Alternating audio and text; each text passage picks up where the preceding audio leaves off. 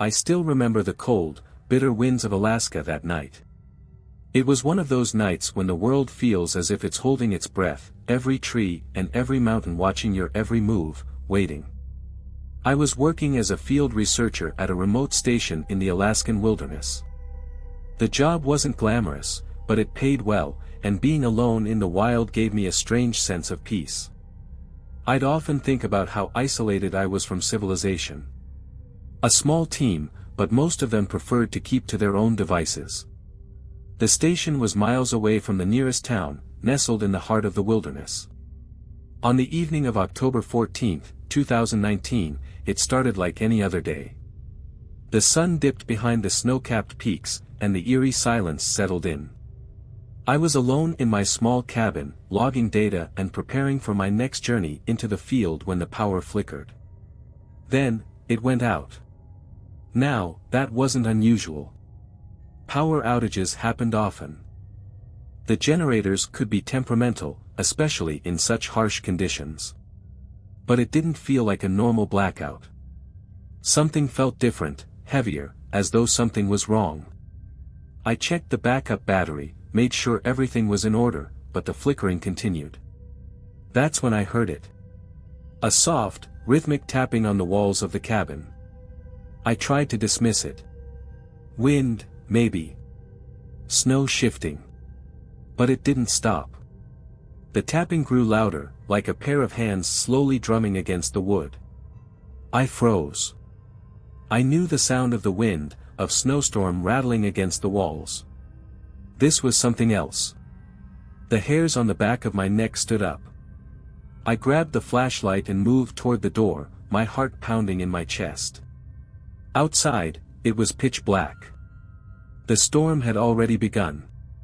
Snowflakes whipped through the air like tiny daggers, but the tapping, the drumming, continued. There was no one out there. There couldn't be. The nearest neighbor was 40 miles away, and no one should have been able to get here in these conditions.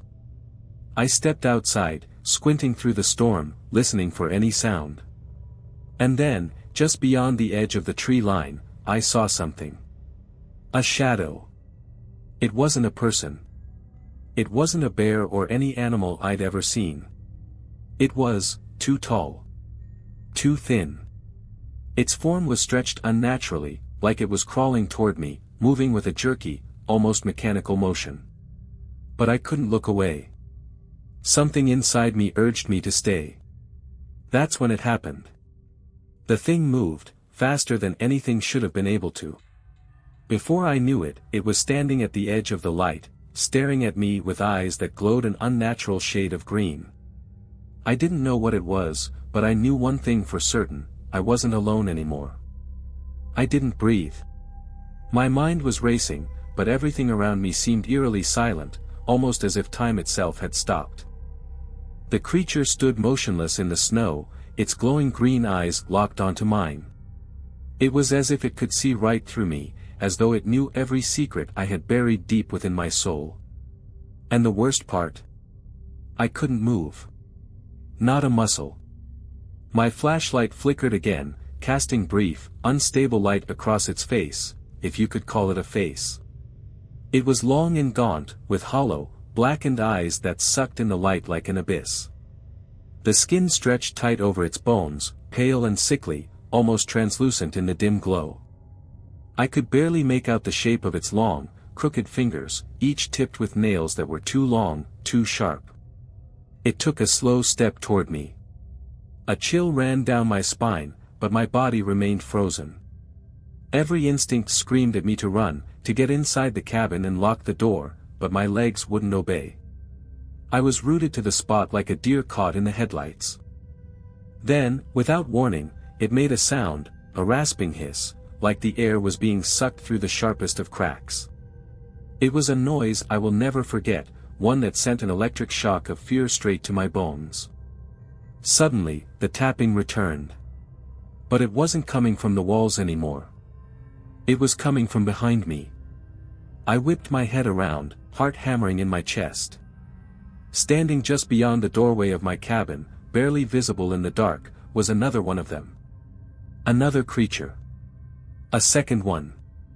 The tapping was its fingers, drumming lightly against the doorframe. Panic surged through me like wildfire, and finally, my legs obeyed. I sprinted back toward the cabin, barely making it inside before I slammed the door shut. But the tapping, those nails, kept going, louder and more insistent. I locked the door, the windows, everything. I backed away from the door slowly, my breath shallow, trying to gather my thoughts. How? Why? And most importantly, what were they? In a daze, I stumbled to the radio to call for help, but the airwaves were dead. The station was isolated, and even if the signal was up, no one would have reached me in time anyway. It was too late for that. I needed to figure out what to do next. But just as I thought I was safe, I heard a noise behind me, a soft, unnerving scrape against the floor.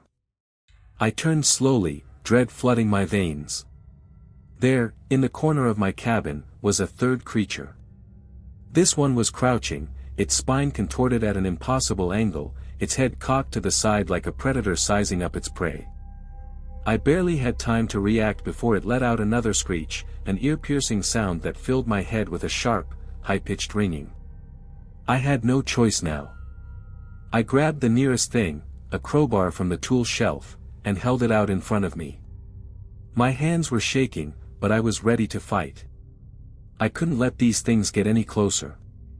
But then, everything stopped.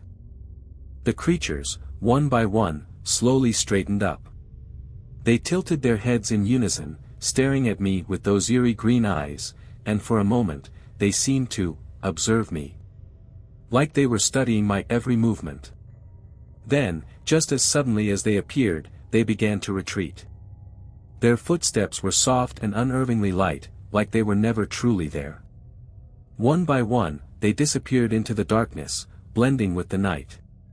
And just like that, the silence returned. I stood there, frozen once again, my mind reeling. What had just happened? Had I imagined it? Was I going crazy from isolation? But no. I knew what I saw. I couldn't deny it. Whatever those things were, they weren't human, and they were far from gone. The night dragged on, every second stretching like an eternity. I didn't dare sleep. I couldn't. The fear was too real, too close. Every shadow in the cabin seemed to whisper, every creak of the floorboards felt like the creatures were still lurking just beyond the walls. I sat by the window, gripping the crowbar like a lifeline, trying to convince myself that I wasn't going insane. But deep down, I knew it wasn't a hallucination. I had felt the cold draft when the creatures moved, the chill that seemed to seep into my bones. And their eyes still burned into my mind, even in the darkness. Dawn finally came, but it was no comfort. The storm had subsided, and the soft glow of the morning light filtered through the trees. But the woods outside looked different now, unnaturally still. As if they were waiting. I knew I had to leave the cabin. I couldn't stay there anymore. There were answers to find, or at least a way to make sure I wasn't going to end up as another story in the long, eerie history of people who vanished in these wilds. I grabbed my pack and made my way outside. The fresh snow crunched beneath my boots, and the crisp air stung my face. Every step I took, I was on edge, waiting for the unmistakable tapping to start again. But it never came. For a moment, I thought I was safe. But that thought vanished when I saw the footprints. They weren't human. Not even close. They were large, unnaturally large, each step twice the size of my own, and they were spaced out in a way that didn't make sense. No human being could walk that way. But the most disturbing part? The footprints were fresh, leading from the tree line directly toward my cabin. The ground was soft from the snow, but the prints were clear. Deep, sinking marks in the snow where something heavy had stepped, leaving a trail that led right to the place where I had seen them last. I followed them, my heart in my throat. As I walked deeper into the woods, the quiet was suffocating. I couldn't hear the usual sounds of animals, no birds, no rustling in the underbrush, nothing. It was as if all life had abandoned the forest. The air smelled off, like rotten meat mixed with the sharp tang of ozone. The footprints led me to a clearing, and that's when I saw it. A large, dark shape, partially obscured by the trees, looming in the distance. I should have turned back. I should have. But curiosity, and maybe some twisted need for closure, pulled me forward. Slowly, cautiously, I crept closer. And then I saw it, the creature. The one I had only glimpsed the night before, but now, in full daylight, it stood there, motionless. It was much taller than I had realized, maybe 10 feet high, and its body was stretched thin, almost skeletal, like it had been starved for years. Its skin was taut, almost rubbery in appearance, covered with patches of matted hair, and the stench that wafted off it nearly made me gag. Its eyes, though, were what sent my heart into a panic. They were wide open, black pits with that same glowing green hue, and they seemed to be looking straight at me, despite the distance between us. Before I could react, the thing moved. It didn't run, but it didn't need to. It glided, its long limbs stretching out in an unnatural motion, like a puppet on invisible strings. My body screamed at me to run, to turn and flee, but I couldn't. My legs were paralyzed, as if the creature had some sort of power over me, holding me in place. And then, in an instant, it was gone. Just like the others the night before. Vanished into the woods with barely a trace. I stood there for what felt like an eternity, my mind scrambling to process what I had just witnessed. But there was no time to think. I knew, deep down, that I wasn't alone. That whatever these things were, they were still out there, watching. I made a snap decision. I couldn't stay here any longer. If I didn't leave now, I might never leave at all. I turned around, taking one last look at the clearing, and ran back to the cabin. But as I neared the cabin, my blood ran cold. There were more footprints now. I reached the cabin as fast as I could, my breath coming in ragged gasps, but my mind was still racing. I couldn't understand what was happening. The footprints had come from the trees, yes, but now they were all around my cabin. I could see them clearly in the fresh snow, as if something had circled my home, stalking me. My heart sank. There were no other footprints, no tracks of anyone else who had come out here. No footprints that weren't those of them. It was as if they were waiting for me to make a mistake, to slip up. I slammed the door shut behind me, the eerie silence pressing down like a weight. I checked the windows, the locks, and then I backed away from them. I couldn't shake the feeling that they were watching me from the trees, hidden just out of sight. And then, just as the last bit of daylight started to fade, I heard it again, the tapping. Light, slow, deliberate. The nails against the wood, scratching, scraping, sending shivers through my spine. I turned to the door, my hand instinctively reaching for the crowbar. The tapping came again. But this time, it wasn't coming from outside. It was inside. On the opposite side of the door, it started, just like before, slow, rhythmic. It was like they knew exactly how to drive me insane. Thud. I jumped, my heart hammering in my chest. The noise didn't stop. It grew louder, more urgent, as if something was pressing against the door, trying to force its way in. My instincts screamed at me to run, to hide, to do anything to get away from this nightmare. But I couldn't. I was trapped. I backed up, moving away from the door slowly. The cabin felt too small, too confining. There was no escape, no place to hide. The tapping turned into a pounding, the wood beginning to shake from the force of it. It sounded like the door was going to splinter open any second. Then, the door handle rattled. It twisted, slowly at first, as if whatever was on the other side was testing it, feeling it out. I couldn't breathe. My chest was tight with fear, and my hands shook uncontrollably as I gripped the crowbar. And then, it stopped. For a moment, there was nothing but silence. I strained to hear, but nothing. Just the low hum of the wind outside. Thud. I spun around, and this time the sound was behind me. I turned quickly, almost tripping over my own feet. There, in the far corner of the cabin, standing in the shadow, was one of them. It was so still, so silent, that for a moment, I thought I had imagined it. But then its eyes caught the light. The same glowing green eyes. The creature was no longer standing by the door. No, it had moved, right inside with me. Its tall, emaciated form was hunched low, its head tilted unnaturally, as if it were studying me. I could hear its breathing now, slow and deliberate, like it was savoring my fear. I took a step back, my body screaming to run, to do something, anything to escape. But I was paralyzed, staring at the creature's hollow eyes, unable to look away. It seemed to be waiting for something. I didn't know what it wanted, but I knew one thing: it wasn't going to leave until it got it. Suddenly, its thin, bony fingers twitched, and it began to move toward me, a slow, deliberate crawl. The way its joints cracked and popped with each movement was enough to make me sick to my stomach. I raised the crowbar high, but I wasn't sure what good it would do. I swung it. I didn't think. I just swung it as hard as I could, the metal cutting through the air, but the creature was faster. It was too quick. It sidestepped me, and before I knew it, its long, spindly arm shot out, grabbing my wrist with an iron grip. I felt an icy coldness where its fingers touched me, a chill that spread through my veins and froze me to the core. I struggled, but it was no use. Its strength was otherworldly. It jerked me closer, and that's when I saw it. The thing wasn't just watching me. It was feeding.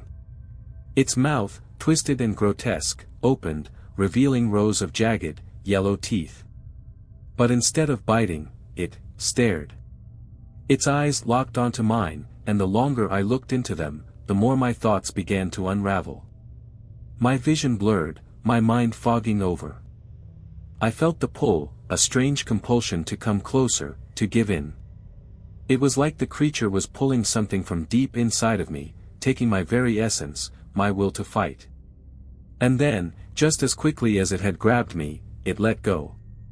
The creature stepped back, its eyes still fixed on me, as though it had gotten what it wanted. I didn't understand, I couldn't, but I knew it was over. I was lucky. It didn't take me this time. I stumbled away, my legs shaking, my breath ragged and panicked. I didn't dare look back as I ran out of the cabin into the frozen night. I don't know how long I ran, but I didn't stop until I reached the nearest town. I was covered in snow, my clothes torn, but I made it. I'm not sure if they followed me. I don't know if they're still out there, waiting. But I'm telling you this now, because you need to know. If you ever find yourself alone in the Alaskan wilderness, and you hear that tapping, don't go looking for it. Because once you see those eyes, once they look into you, it's already too late. It's been 6 months since I left that godforsaken place, and I still hear the tapping sometimes. Soft, distant, but unmistakable. It starts at night, when the wind howls and the house creaks with the shifting of old wood. At first, I thought it was just my mind playing tricks on me, paranoia, maybe. After all, the wilderness, the isolation, it gets to you. But the tapping isn't in my head. It's real. I haven't been back to Alaska since that night, but every time I close my eyes, I see those eyes again. The green, glowing eyes that pierce your soul. I thought I could escape it. I thought that once I was back in civilization, once I left the station behind, I could move on. But I can't. No one believes me, not really. They think I'm some kind of paranoid lunatic, that I was just in the middle of nowhere for too long and cracked under the pressure. They say it's all just my mind playing tricks. But they weren't there. They don't know what it's like to be stalked by something that shouldn't exist, something that moves in ways the human eye can't comprehend, that sees you as prey, as something to consume, not physically, but in ways worse than that. I had to leave Alaska because I knew I would die there if I stayed. There was no escaping them. No matter how fast I ran, no matter how far I traveled, I knew they would always be following me. But when I left, they didn't just let me go. I thought the worst was over. But I was wrong. The tapping started about a month ago, after I'd settled back into life. I thought I was safe. My apartment was in the middle of the city, bustling with life, surrounded by people. Yet, one night, I woke up to that sound. Soft, quiet at first, but unmistakable. The same tapping that had echoed through the walls of that cabin, the same rhythmic scratching against wood. It came from the walls, from the floors, as if something was inside the apartment, moving just beyond my reach. I convinced myself it was just the building settling, the pipes, or some other logical explanation. But deep down, I knew. It happened again the next night. And the night after that. The creatures hadn't let me go. They had followed me. And then the dreams started. I could feel them. I could feel their eyes watching me as I slept, their cold presence pressing against my skin. The dreams were worse than the reality. They showed me things, visions of them standing in the shadows, waiting, always just out of reach. They would come closer in the dreams, and when I woke up, I would find that I had scratches on my skin, as if their long, bony fingers had somehow reached into my world. I've started to see them in the corners of my vision, too. In mirrors, in reflections, in the dark alleyways on the streets. And it's not just the creatures anymore. It's the others. People. Faces. In my dreams, they're always there, hollow-eyed, staring at me, pleading for help. Some of them I recognize, others I don't, but they all have the same haunted look, as if they've seen things that they can't escape. Like they've been marked by whatever I encountered in Alaska. I wish I could say it's over.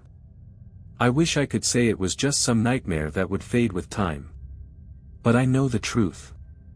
It's not over. It will never be over. They'll keep coming. They'll keep following me, waiting for the right moment. If you're reading this, I have one last thing to tell you. If you ever find yourself in Alaska, out in the wilderness, alone, don't listen to the wind. Don't listen to the tapping. Don't look into the dark corners of the trees. And for God's sake, don't look into their eyes. Because once they've seen you, once they've marked you, it's already too late. I didn't want to write this. I promised myself I wouldn't, but every night, it gets harder to ignore the cold, gnawing feeling in my chest. The fear that's settled deep in my bones, the one that doesn't let me sleep or feel safe in my own home anymore. I thought if I ran far enough, left everything behind, I could outrun it. But no matter where I go, no matter how many times I try to start fresh, it follows. They follow. They never let you go. I tried to move again. After the apartment, after everything that happened, I left the city behind. New job. New town. New life, or at least that's what I told myself. I thought maybe if I could get away from all the bad memories, from the place where it all started, I could find peace. But the tapping?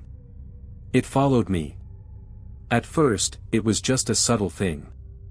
Late at night, when I was alone, I would hear the scratching, so faint, so quiet that I thought it was just my mind playing tricks. But then, one morning, I woke up to a new set of tracks. Not on the floor this time, but on the walls.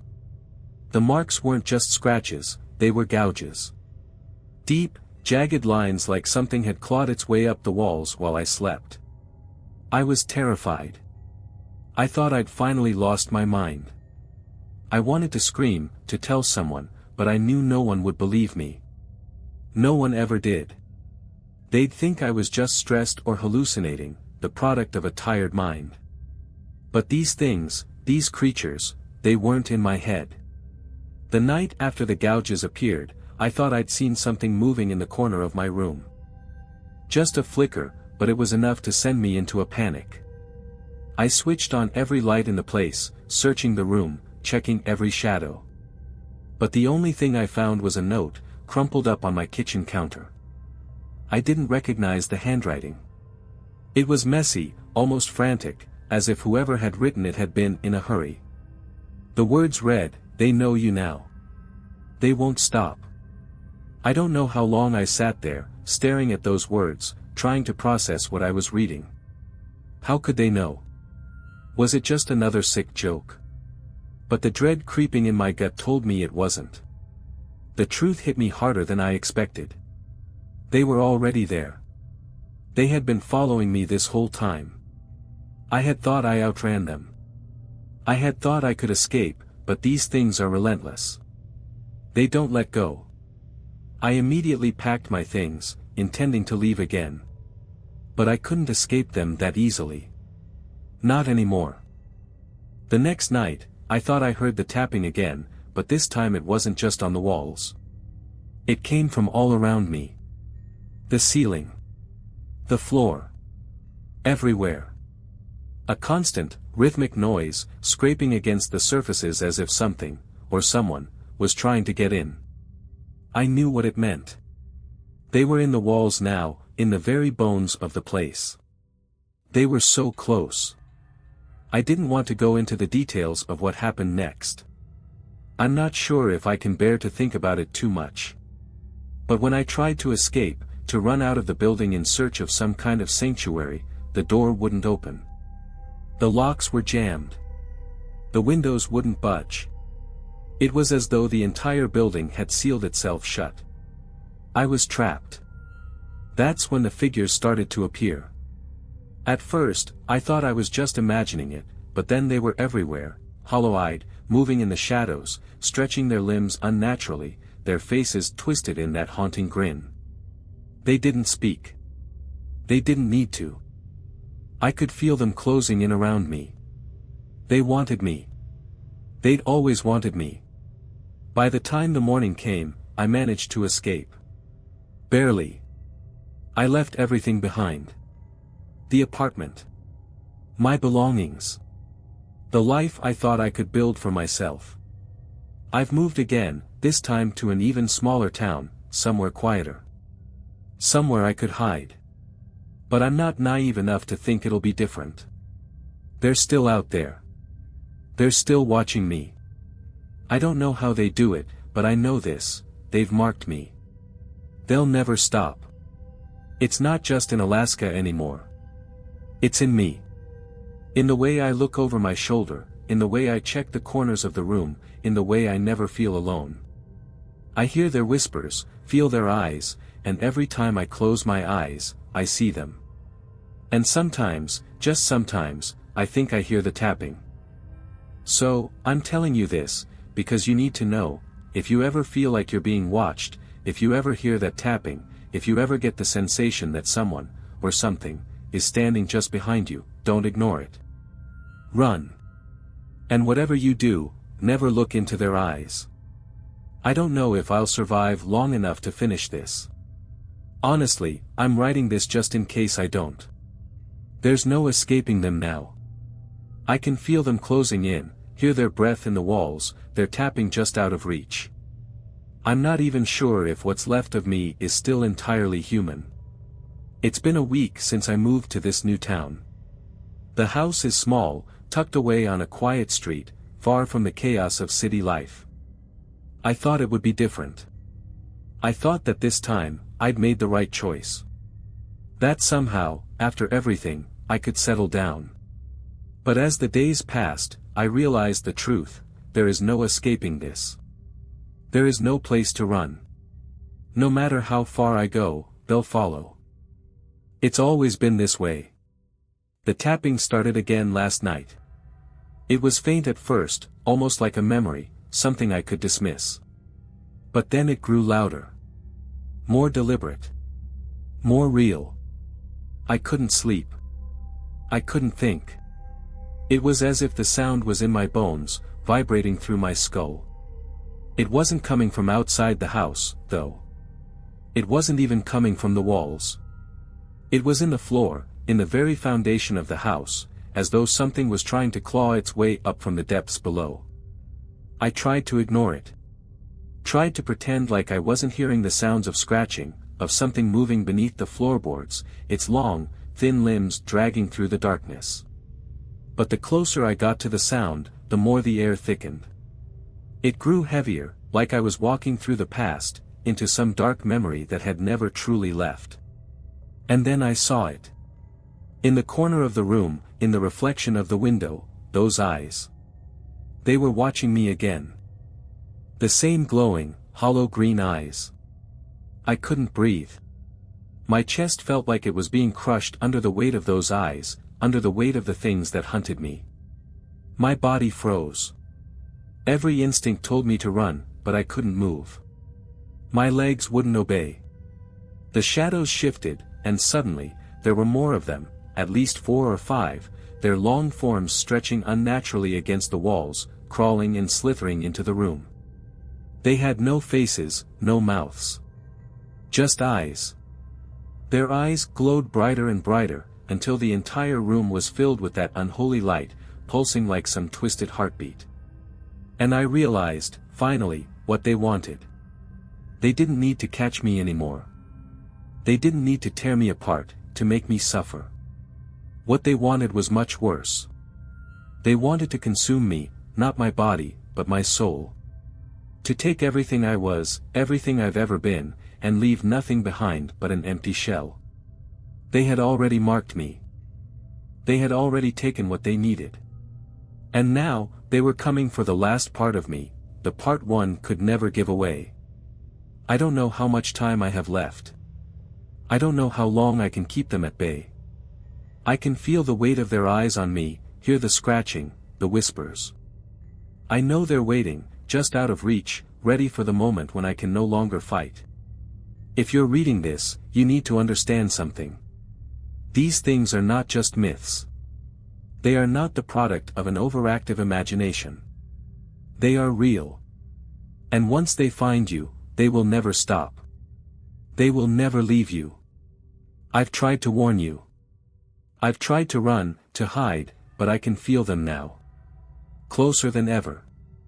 I think they might be in this house with me right now. Maybe, by the time you read this, it will be too late. But if you ever hear the tapping, if you feel those eyes on you, run. Because once you see them, they will follow you. And there is no place left to hide.